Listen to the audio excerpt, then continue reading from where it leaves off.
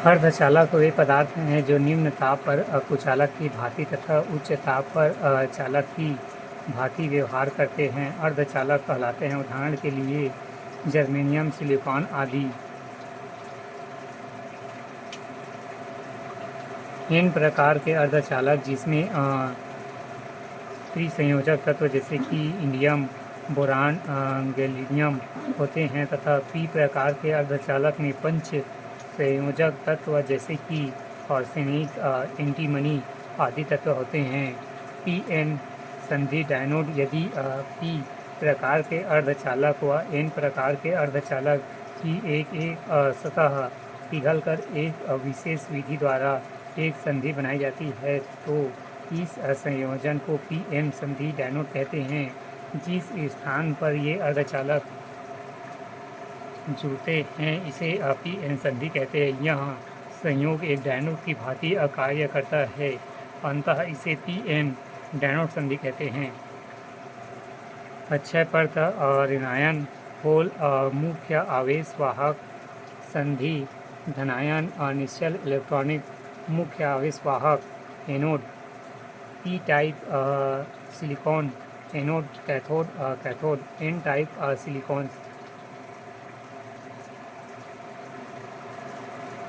प्रश्न 16, मानव के श्वसनांगों का सचित्र वर्णन कीजिए। उत्तर, मानव का श्वसन तंत्र मनुष्यों में श्वसन क्रिया एक पूर्ण विकसित यह तंत्र कई अंगों का बना होता है जिसे श्वसनांग कहते हैं।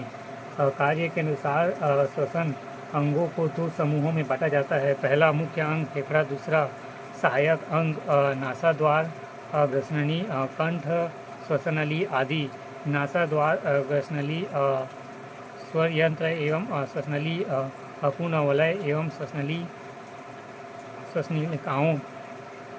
श्वसनलिकाओं, वायु कपिका फेफड़ों की इकाई। पहला नासाद्वार, इसमें छिद्र के दो जोड़े होते हैं जो पपट्टी नामक परत से अलग अलग रहते हैं। आगे चलकर यह छिद्र नासागुड़ा से मिलते हैं। दूसरा मस्कस ग्रंथि, इस ग्रंथि द्वारा तरल पदार्थ का उत्सर्जन होता है जिससे धूल, कीटाणु आदि को रोकने में मदद मिलता है। तीसरा ग्रसनली, यह वायु और भोजन का सम्मिलन मार्ग होता है। चौथा कंठ ग्रसनी आगे चलकर श्वसन तंत्र में या कंठ में मिलती है जिसका मुख्य काम ध्वनि का उत्पादन करना होता है।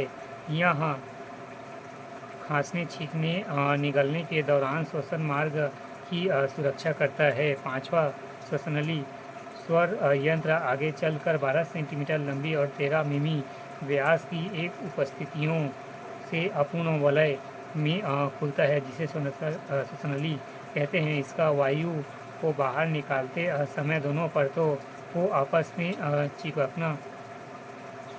चिपकन से रोकना होता है। छठवा श्वसनली, श्वास नली नीचे की ओर वह गुहा में पहुंचने के बाद दो श्वसनियों दाईं और बाईं में बढ़ जाता है। नासा मार्ग, ग्रसनली, कंठ द्वार, श्वासनली, श्वसनली, फेफड़ा, हृदय, तंतु एवं डायफ्राम मानव का श्वसन तंत्र।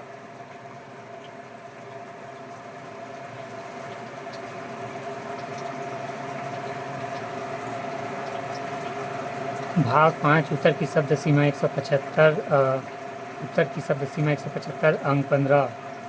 प्रश्न 17, प्रकाश विद्युत प्रभाव क्या है? प्रकाश विद्युत प्रभाव के नियम लिखिए तथा आइंस्टाइन समीकरण एवं देहली आवृत्ति कार्यफलन को समझाइए। उत्तर, प्रकाश विद्युत प्रभाव जब कोई विकिरण धातु की सतह से टकराती है तो धातु की सतह में इलेक्ट्रॉन उत्सर्जित होते हैं। फोटॉन जब धातु की सतह से टकराते हैं तब वह अपनी संपूर्ण ऊर्जा धातु के परमाणु के नाभिक में उपस्थिति इलेक्ट्रॉन को देते हैं।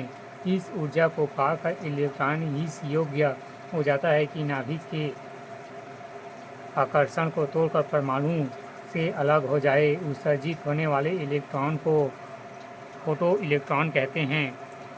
प्रकाश विद्युत प्रभाव निश्चित आवृत्ति से अधिक आकृति का प्रकाश ई स्वयं उत्सर्जित होते हैं। प्रकाश ई धातु की प्लेट प्रकाश विद्युत धारा हॉल बॉक्स ने प्रकाश विद्युत धारा से संबंधित कार्य किया। उन्होंने बल्ब को जस्ते की प्लेट ए और सी में जोड़ दिया। इसमें सी प्लेट कैथोड होता है जो कि बल्ब की ऋण भाग से जुड़ा होता है। ए प्लेट एनोड होता है जो बल्ब के धन भाग से जुड़ा होता है। जब प्लेट सी पर यूवी किरणें प्रवाहित किया जाता है तब उस प्लेट के इलेक्ट्रॉन उत्सर्जित होकर परिपथ में आकर प्रवाहित होने लगते हैं, तो इस इलेक्ट्रॉन प्रवाह को धारा कहते हैं। धातु सतह इलेक्ट्रॉन फिर cathode anode bulb plus minus.